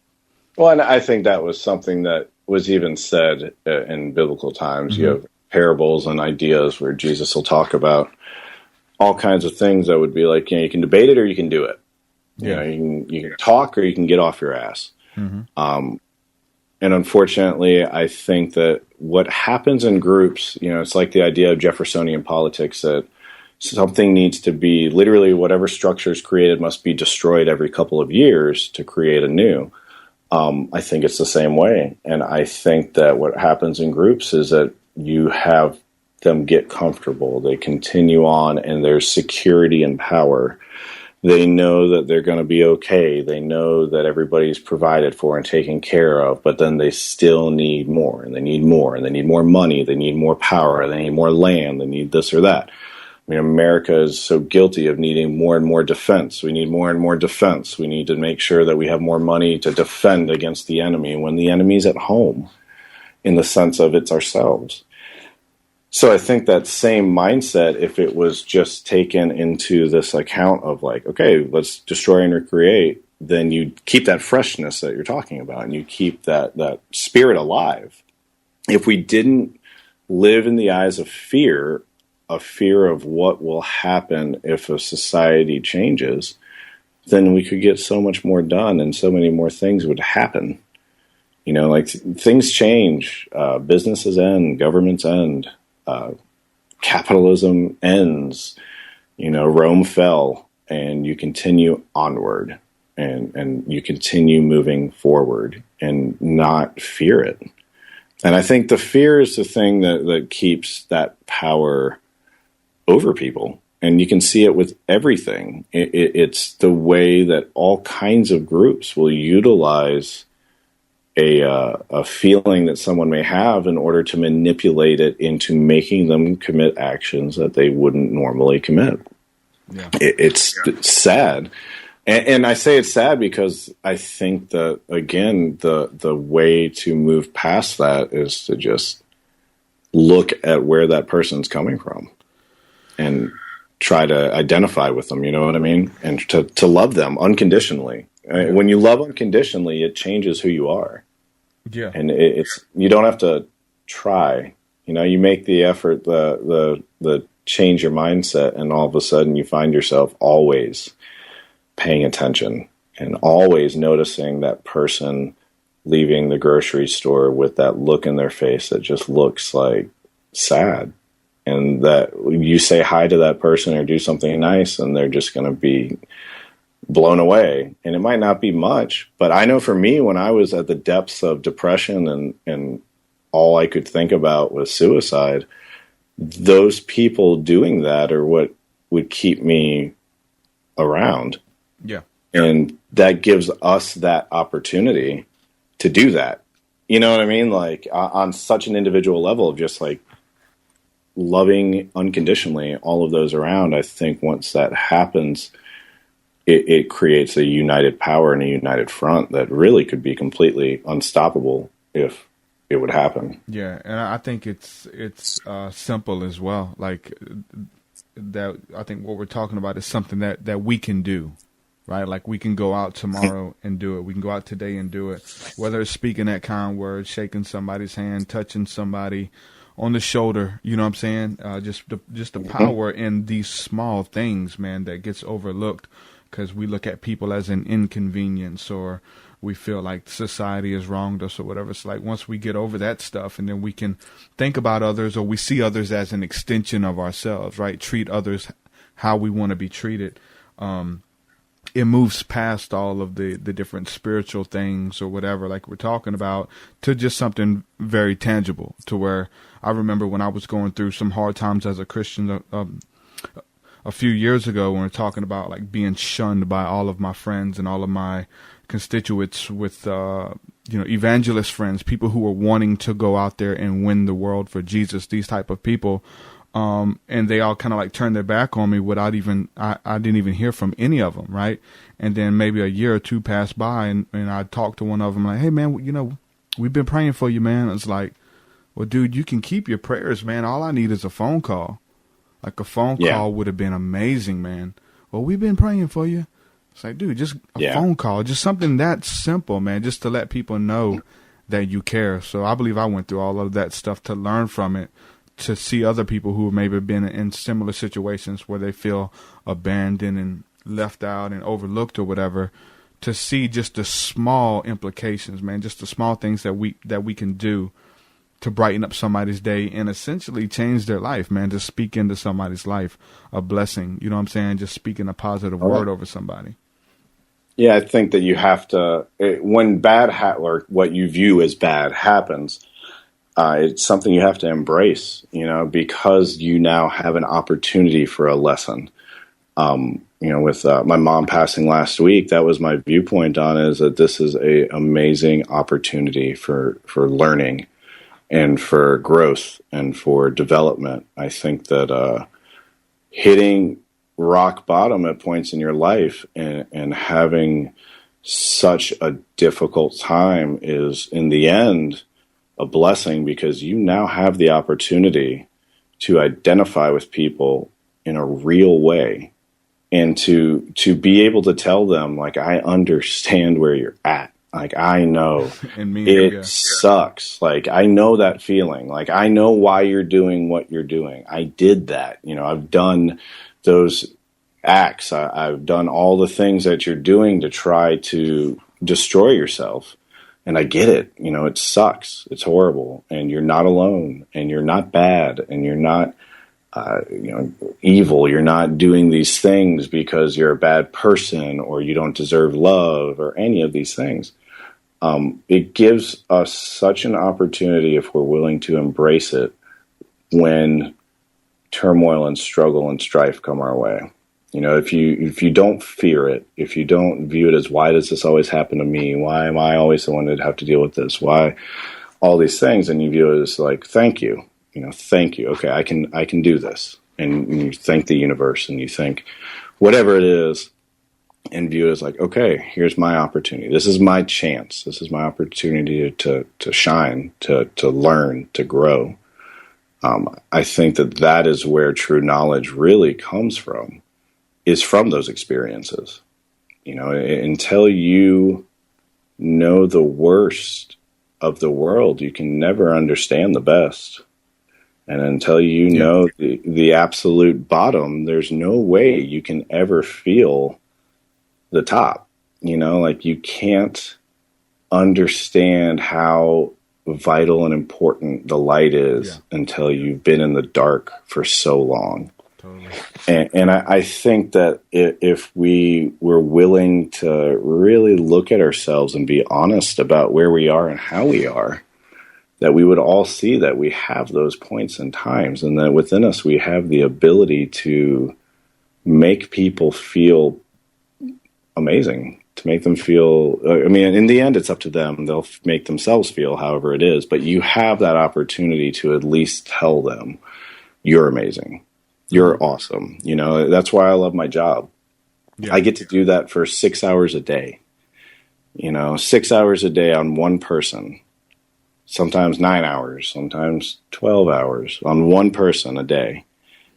I get to sit with them and talk to them. And when they start to open up about themselves, when they start to open up about how they feel about things and how they really view what's going on in their lives, you then get to be there with them and tell them, no, you're awesome. You're not, don't come down on yourself. You're not bad. You're sitting here through this and you're sitting amazing. And I know it hurts, but you're doing really, really good. Or, what, it can get really deep and it can get real philosophical, and they can start opening up about their life. And I've had a lot of clients. They're just like, oh, I'm a terrible person. Oh, I'm a scumbag. Oh, I'm this, that.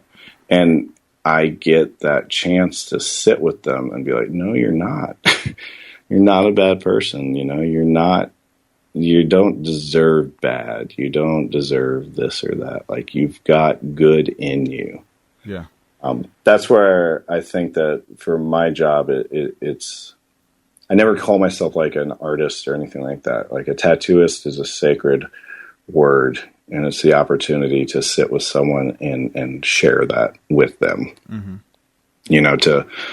To put someone into pain, you're already bringing them to a different level.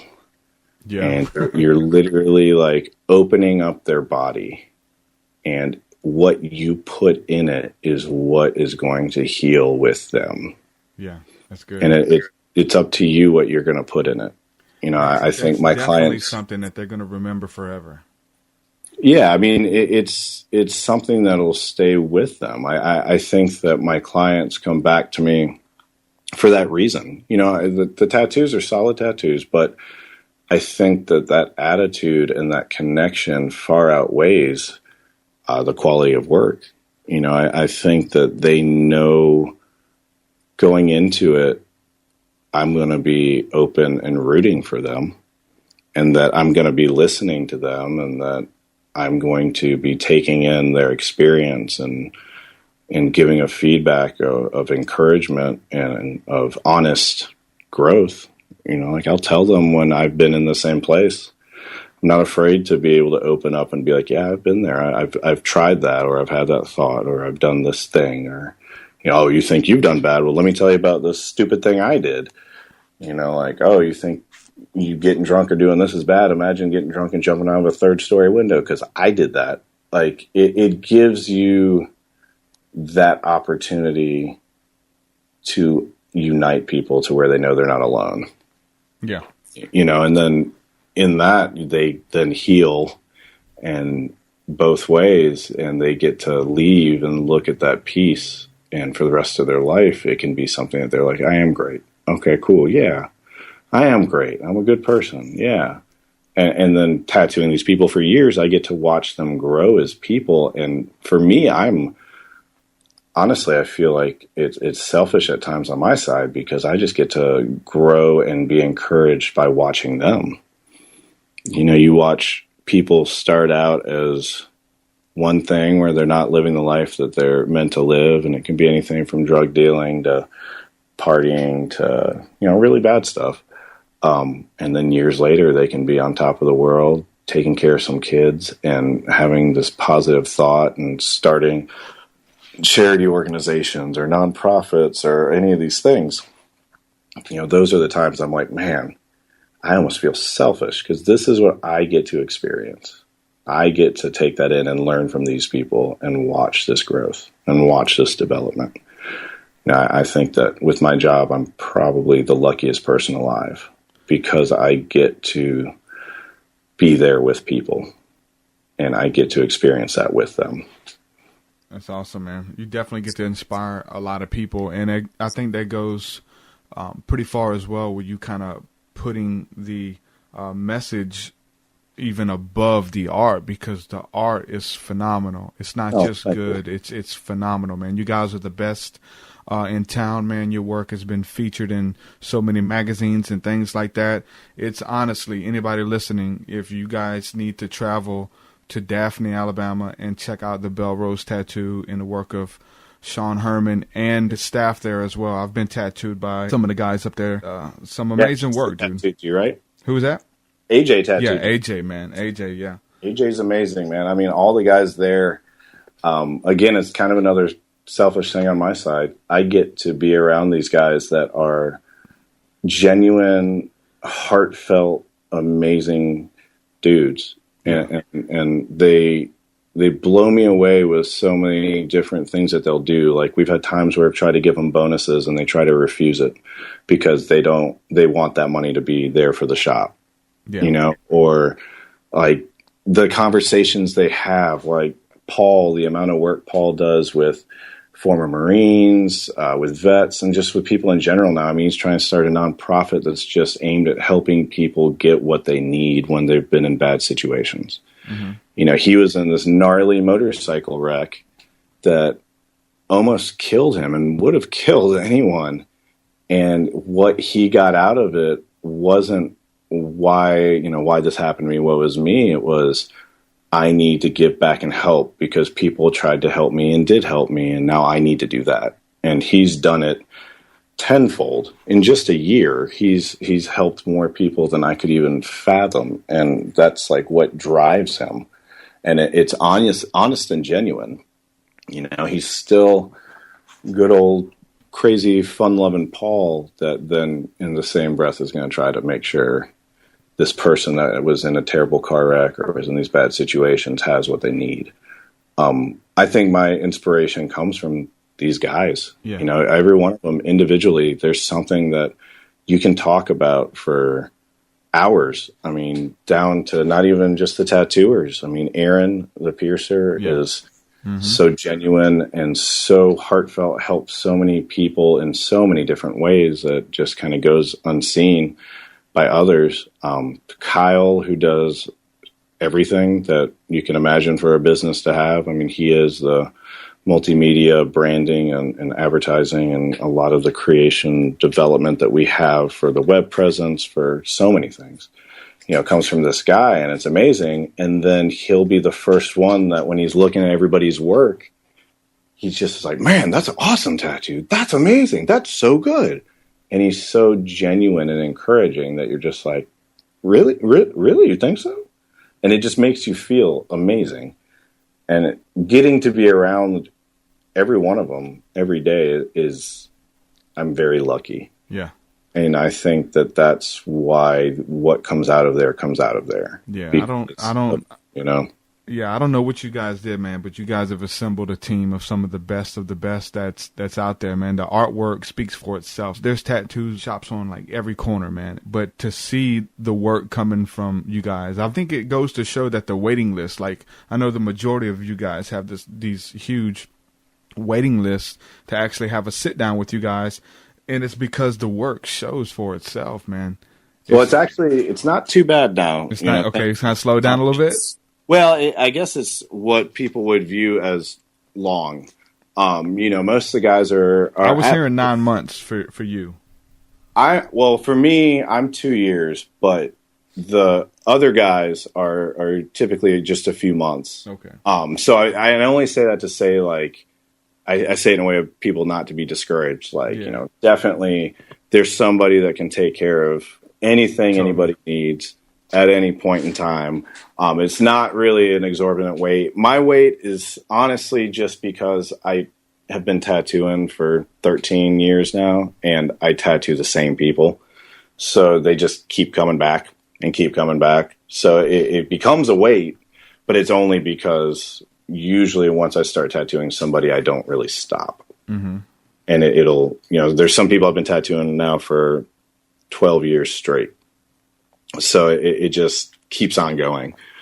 So that's the only reason really for my weight. But the rest of the guys is, you might have to wait a few months, but I think that it's definitely worth it. Yeah, it's but we also have walk-ins too. We definitely can always take walk-ins. Yeah, and definitely everything. Worth it. Yeah, man. So, yeah, man, anybody listening, if you guys want to check out the artwork as well, you can go to the website for the Belle Rose. We'll have the link in the description. We'll also have the Serpents of Bienville link in the description as well, so you'll be able to check out the artwork that we were talking about with these different stories. So you can actually purchase prints there as well. I want to encourage you guys, everybody listening, to go there, pick up one of the prints, man, and so you'll have the story right there with you. Thank you. Yeah, we've got the prints available for purchase. And the shop website is thebellerosetattoo.com. But for the serpents, we've got the prints available for purchase. We've got them in 2 different sizes. But then we also have my wife's photography. Her prints are available along with my photography, and then the photo manipulations that I do too. On top of more and more stuff that we're trying to grow with the web store. We're trying to make the web store much more of a distribution for local art. So that'll be a process we're going to be trying to work on this summer, where we're going to try to get it set up to where local artists can have a venue to sell their creations via the internet. So take advantage of maybe the numbers for the website and the people coming in and that exposure to try to help local artists get their stuff out there. Definitely, man. Thanks for coming on. There's so much more that I want to talk to you about. There's so much notes that I have here that we haven't even touched on, but we definitely, like to have you back on if you'll. Oh man, yeah. You let me know. Yeah. Honestly, let me know anytime you want.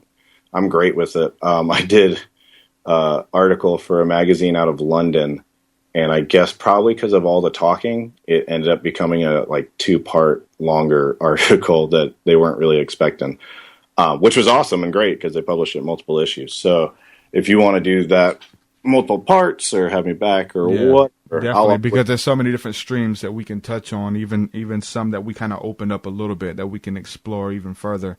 So definitely, man, we'll definitely have you back on. I appreciate it, man. And we're going to be starting our conversational podcast hopefully within the next few weeks. And if you were into it, we would love to have you on. If that was anything that you would like to do, we'd love to talk to you on it. No doubt. Definitely. I'd love to come on. Awesome, man. Well, thank you. And thank you for this opportunity. It's really, I was telling my wife, it's really awesome the amount of things that you've got passion about that is so apparent, and the amount of work you've been putting out in a short period of time and trying to create something positive for the people, not only in this community, but for the people all around with the web presence. And it's awesome to see. So thank you for the amount that you put into it, because I think that is something that everybody can learn from and be inspired by. Yeah, definitely, man. So I just wanted to show my audience and the world your work, man, just to kind of, be a portal, for your work, man, and we'll see what happens. So thank you. Today's podcast is brought to you by webcreatorpros.com. If you're looking for a professional website at an affordable price, head on over to webcreatorpros.com, type in the promo code TRUTH to save $200 on your first website. webcreatorpros.com. If you would like to sponsor the show or advertise on the Mythicist podcast, you can do so by going to www.mythicist.me and click on Sponsor the Show for more info. If you would like to support the show financially, you can do that also by going to mythicist.me and become a monthly supporter. We appreciate your monthly support. Won't you come and take me away?